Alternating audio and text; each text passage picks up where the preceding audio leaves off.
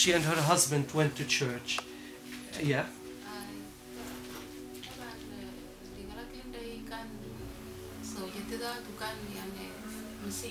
Her husband was a true believer in Christ. He loved the Lord. And you know, they had a great wedding in the church.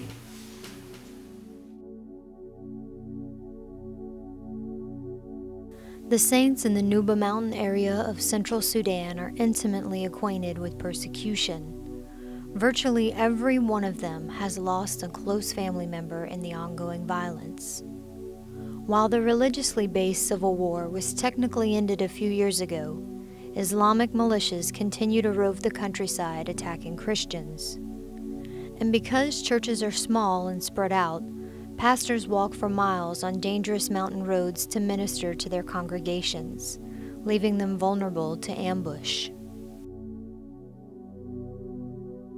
Sadia's husband was one such evangelist who walked hundreds of miles to share the gospel to remote villagers.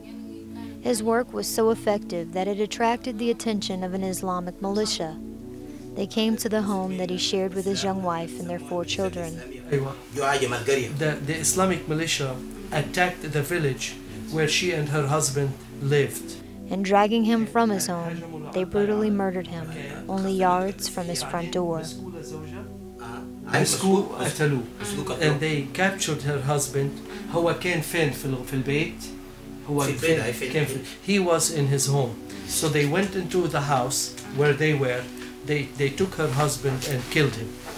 The wife of this courageous young martyr, Sadia, was forced to move to the Muslim-dominated capital of Sudan, Khartoum.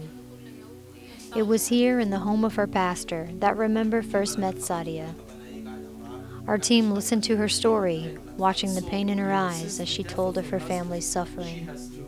The physical and emotional toll of losing her husband and having to provide for their children alone has left Sadia worn and fatigued. I am very tired. She said she's very tired because she has to work very hard. As hard as it is to comprehend such tragedy, Sadia's story is not uncommon. I sent my children to school. It is but one small token of persecution in a country awash in suffering. تقدر تنام يعني هي مش عم تقدر تنام كفاية ومش عم بتنام كفاية